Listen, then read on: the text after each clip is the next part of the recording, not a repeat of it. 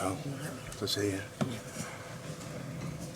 We'll go through in his normal order and then I'll take hands if there's any questions at the end. Adam, if you want to start us off when you're ready, please. Sam, it looked like the scoreline might have blown out at one point. It didn't. So, what other positives do you take from the performance? Second half, I think that we, you know, you would probably all think, and rightly so, at half time, how many is it going to be? Because, you know, first half we were defending with spirit, but nowhere near playing in possession anything like we would need to get out and get in the opposition's half to relieve a bit of pressure on the constant defending that we had to do. And of course, 2 wonderful goals from Manchester City as always. And so we changed half time in terms of not so much the system, but just about pushing up the pitch a little bit farther, not sitting as deep as we were, and making sure that our possession became much better than it was. We kept giving the ball back to City and we stopped doing that, and when we stopped doing that we found a few spaces and grew in confidence a little bit, and then we gave a stupid penalty away which would have spoilt the whole second half performance, apart from Joel making what was a wonderful save. And then we go the other end and score, and now the game's on then, isn't it? And Manchester City may, if we'd have played a few balls better from there, may have given us another opportunity, because they were actually showing a bit of nerves at that stage, because when you get Man City playing on the corner flag in the last 5 or 10 minutes, you know that, you know, you must still be in with a chance. How good a look at the players do you think you've had today? Have you learnt something about them? And not least your goalkeeper. It was a big call to make that today. Massive call. I think that one of the worst things you need to do as a manager going into a new job is take your goalkeeper out if he's your number one. But unfortunately, because of recent performances, it's better for him, and even though he won't think that, and better for me to make that decision on his behalf. Because no goalie would say, yeah, you can leave me out the team. I have to make that decision. And I have to say, you know, particularly with the penalty save, you know, there's not a lot I can knock Joel's performance with. And last one for me, Sam. At the end, there was a real sort of display of sort of unity between the fans and the players. Was that something that you've called for, and do you feel, was it something you expected, though, at the end of the game, after where they've been recently? I expected the fact that we've got to try and keep the fans on board, because it's, you know, when they expect so much more than what they're getting, then they're going to continue to show their disapproval. So we've not given a result today, you know, but, you know, by their response to our players shows that our players fought today, and they saw a bit of fight in there, a bit of spirit, which maybe gives them a bit of hope, and we just went over and appreciated their support. That's what we did it for, and threw a few shirts in, and we need them. We're definitely going to need them between now and the end of the season. Graham. Hi Sam, that's the most minutes Adam Forshaw's played in a Premier League game since February last year. How do you think he came through it, and how important could he be for you? Tremendously important, because I mean, it's been pointed out to me by coaches, by a lot of the staff at the football club, that midfield has been slightly weak in terms of, particularly in its out of possession work, and I think he's got a lot of experience and know-how. So, and of course, I played differently from previous managers by playing 3 in there to support that, which I think helps him. So we just assess everybody on Monday, assess everybody's performance, and see who we feel that is going to go into the Newcastle game. Sorry. So there may be a few changes next week. Who knows? Because I put all 5 subs on as well, which was you could say a bit risky, but I think that the amount of energy that they gave, and the times you have to run around against Manchester City without the ball, players tire much quickly with that. So keeping fresh legs on and getting fresh legs on helped the team, but didn't help the result.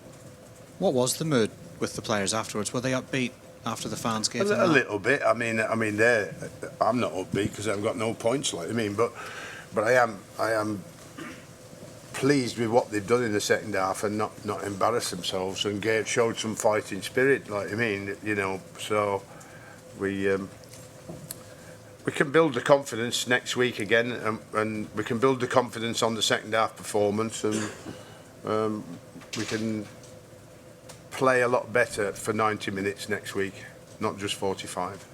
Aaron? Sam, given how close the scoreline was in the end, how much frustration was there that Mahrez was showing in onto his stronger foot on each of those goals twice in a row? Yeah, well, I haven't seen anybody stop Mahrez going on his stronger foot yet, so if you find him for me, let me know and I'll watch him, but I won't be able to buy him because he'll probably be about 30 million. He is... You can stand on his left foot as much as you like, but if he wants to go on his left foot, he can. Because what he'll do, he'll take it down to his right, and then he'll check it back with his right and get it back on his left again. So, you know, that's why most of the time you've got to get two on him. How did Ilan react when you gave him the news that he wouldn't be playing today? Not very happy. I didn't expect him to be very happy, so... But I had to make the decision. It's not a decision you actually want to make as a manager with your number one goalkeeper, but obviously with what we'd watched and what we'd seen and what the staff were saying, I think the rest will do him a power of good. Thank you. Phil? Sam, how much do you think your coaching has made an impact over the past 48 hours, 72 hours? How much do you feel it's made a difference to what you saw today? Well, your style comes into managing a football club. You know, even though my position is head coach, I am a manager, and I manage people. Like, it's my biggest strength is making people feel better, making people do better for themselves, for the families, for the football club, for the supporters. It's one of my strengths in terms of man management. That's got nothing to do with coaching. And if you haven't got that skill, you can be all the best coach in the world, and you won't get your team to play better. So there's a lot of coaching can be done by the excellent work that Carl Robinson does, who's an outstanding coach and manager. And of course, even I only got to know him in Soccer Aid. You know, Robbie. Unbelievable. Lads love him already. So the combination of all three, along with the staff that are there already, working better and working more diligently to make the team better, will be only our focus. We will not focus on anybody else other than the first team squad to try and get a result next week. Even though it was 4 games for you, were you always thinking that it would be the 3 after this one that would really influence it? I can say yes, now it's over. Couldn't say that before. So you know, I mean they are so good, aren't they? Like, I mean, it's just unbelievable, you know. So somebody asked me the other day, is it the best team ever? And it's hard to say no, apart from Man United's treble winners. But you know, they are. I think they have not just the best team. I think they have the 2 best teams for the amount of players that they have. Stuart? Sam, given the, I know every team's different, but given the form of Newcastle United, is that second half a blueprint for how you need to approach that game as well? Yeah, I mean, Newcastle play differently from Manchester City, and I think that's our key element. Our key element is how can we adapt this week to get the right system to play against Newcastle United, like you mean. So our emphasis was to be on counter-attack today. As you know, Manchester City, whether you want to close from the front or not, you can't because they force you back. So Newcastle will have a look at what they do out of possession, what they do in possession, and what system we'll play from there, and what players will be available or best to fit in that system. And what work do you have to do with Meslier now, in case he is needed in the last 3 games? I think that he just gets on with his job with the goalkeeping coach, and the goalkeeping coach are like fathers today. So he can take all the time he needs with the goalkeeping coach and rebuild his confidence. So when he gets the opportunity to come back in, he's back to his brilliant best. You know, because I know how brilliant he is by the times I've watched him on the telly and played against me. So you just that lack of confidence at the minute, like everybody's had. But unfortunately for a goalkeeper, they don't get away with their mistakes, do they? Okay, now we've got one over here. Is there any more questions? Can I see hands, if that's all right? If not, we'll just take the How last can one you have from more here. questions than them? Where can you dream another one up? What's it like for you personally to be... For me? Yeah, to be spending your Saturday afternoons back in the technical... I mean, your knees are clearly strong. Well, I'm okay. I have to worry about the wife when I get home because she'll have had the telly switched off and be waiting patiently for the result, like you mean. But she gets more nervous than me. But I'm in control of trying to help. So when the whistle goes, the nerves go, and you stand there and try and use your understanding of the game and experience to help the team get to a result. But to stand in this stadium again with this crowd in this league, the best league in the world, is an opportunity with this football club, irrespective of where it are at the moment. It's Leeds United. Why would you turn it down? Yeah, I'm not suggesting you shouldn't have. No, I know you're not. I'm not suggesting you are. Do one more. So just a quick one. Can you see yourself managing into your 70s, which is becoming a trend with Neil Warnock and obviously Roy Hodgson? I've no idea.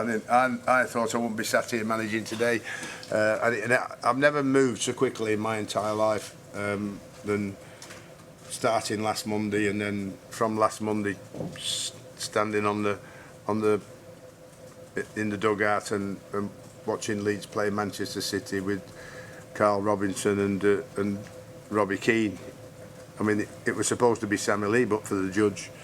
But I'm so lucky that I know Carl, and I know he wasn't working at the time, and he wanted to join me, because without them, without the Sammys and without the Carls and without the Robbies, I can't do the best job I possibly can.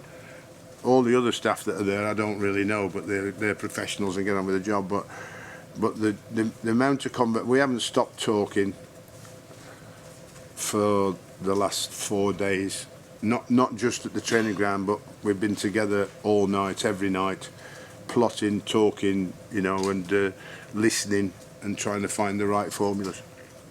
Okay, thank you very much. Thanks, Sam.